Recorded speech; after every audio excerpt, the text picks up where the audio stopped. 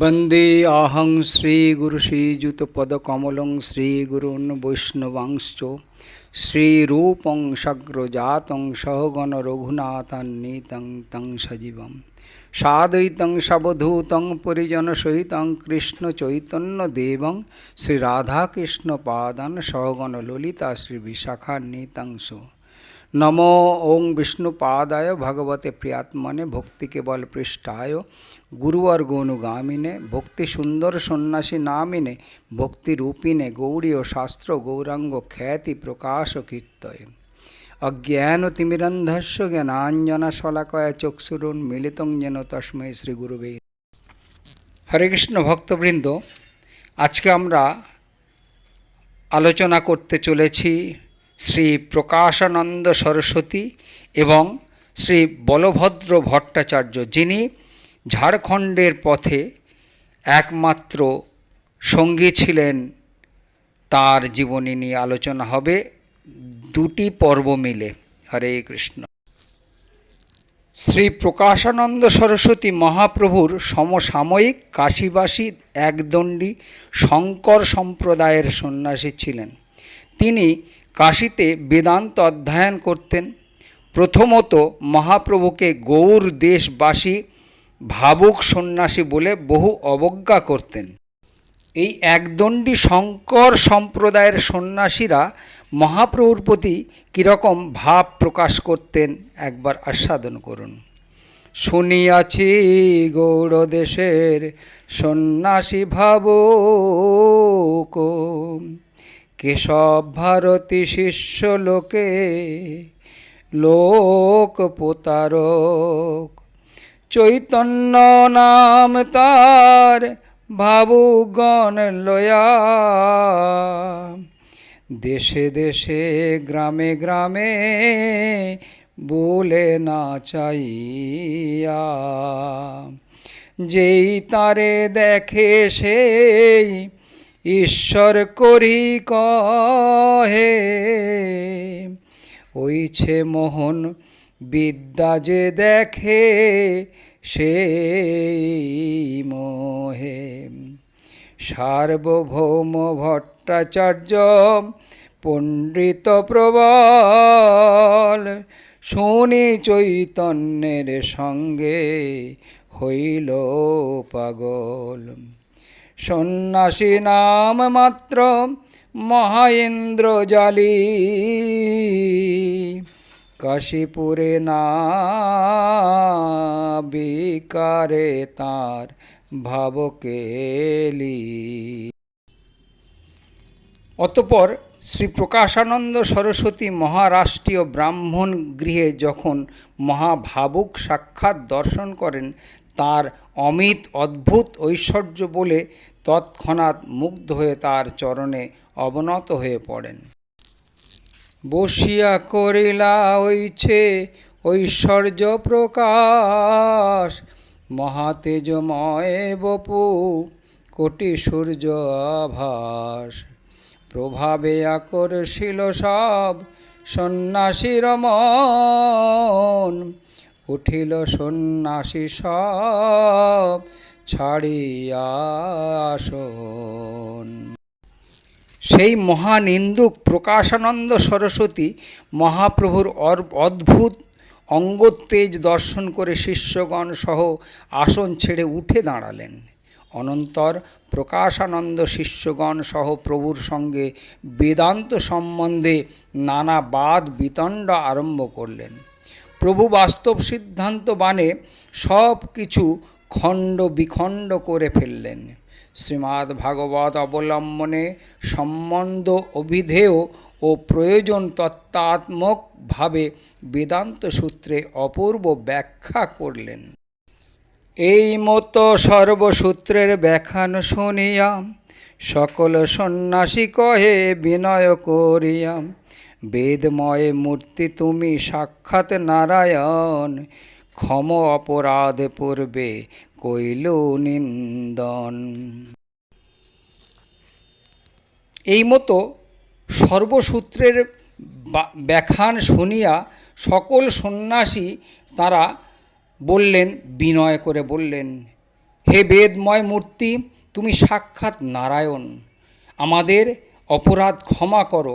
আমরা পূর্বে তোমাকে অনেক নিন্দা করেছি, আমরা জানতাম না তুমি সাক্ষাৎ নারায়ণ। এবার প্রকাশানন্দ সরস্বতী তিনি কি করলেন? শিষ্যগণ সহ প্রভুর চরণে শরণ নিলেন। প্রভু সকলের অপরাধ ক্ষমা করলেন। প্রভুর সে করুণা দর্শন করে সন্ন্যাসীগণ কৃষ্ণ নামে পাগল হলেন। কৃষ্ণ কৃষ্ণ নাম সদা করয়ে গ্রহণ। কাশীতে মহাপ্রভু সন্ন্যাসীগণ নিয়ে মহা হরিনাম সংকীর্তন আরম্ভ করলেন।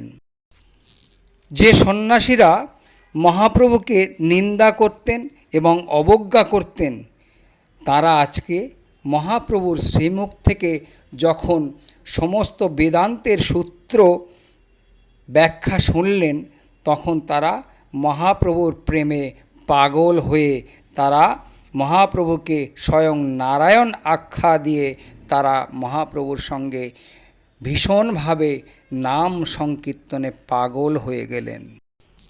বাহু তুলি প্রভু বলে বল হরি হরি, হরিধ্বনি করে লোক স্বর্গমর্ত ভরি। শ্রী প্রকাশানন্দ সরস্বতীকে মহাপ্রভু এইভাবে কৃপা করেছিলেন। হরে কৃষ্ণ।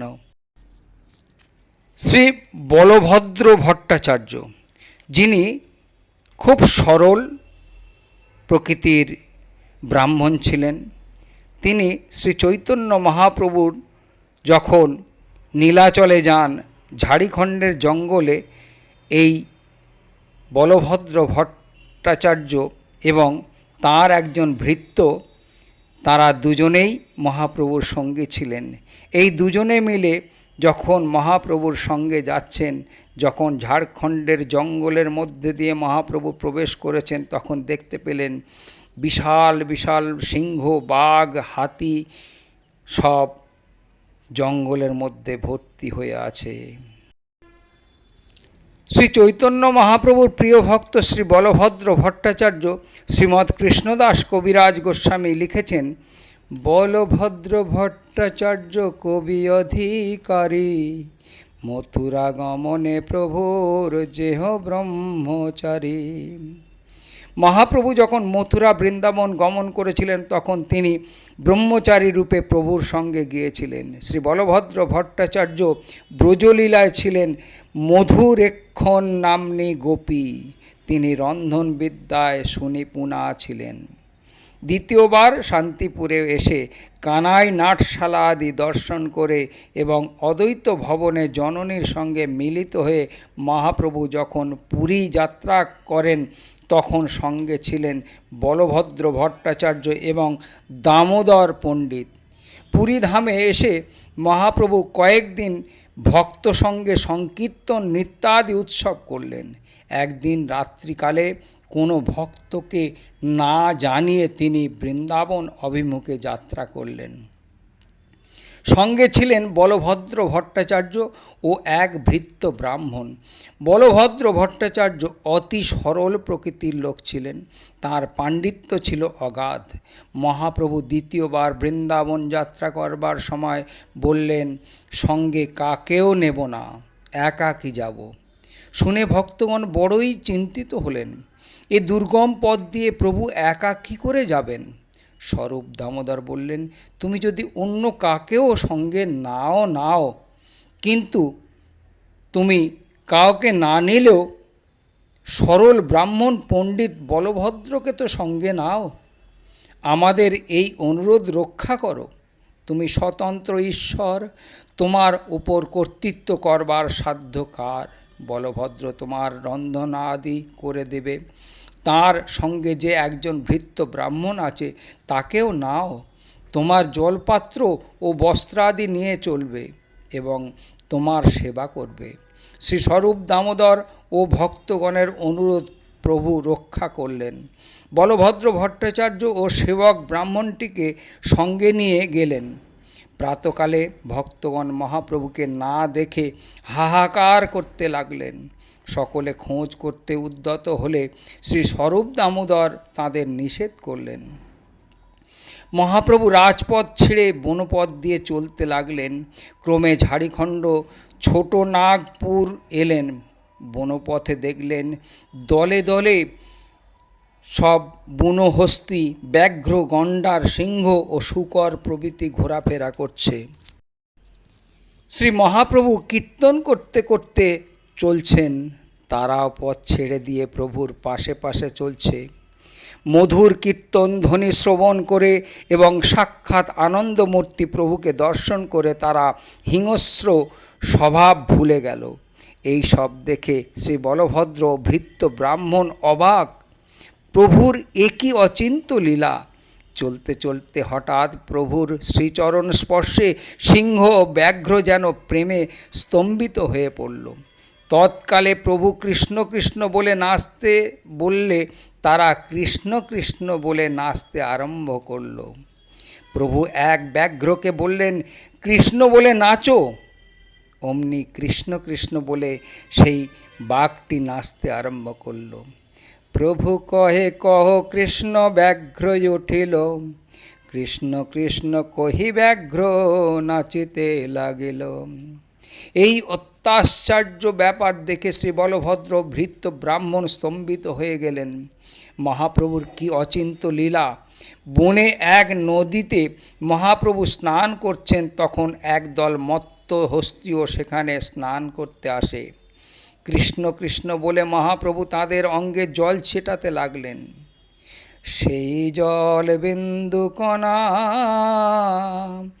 লাগে যার গায়, সেই কৃষ্ণ কৃষ্ণ করে প্রেমে নাচে গায়, প্রেমে নাচে গায়, প্রেমে নাচে গায়। শ্রী মহাপ্রভুর শ্রীহস্তের নিক্ষিপ্ত জলবিন্দু স্পর্শ পেয়ে হস্তি সকল কৃষ্ণ কৃষ্ণ বলে নাচতে লাগল।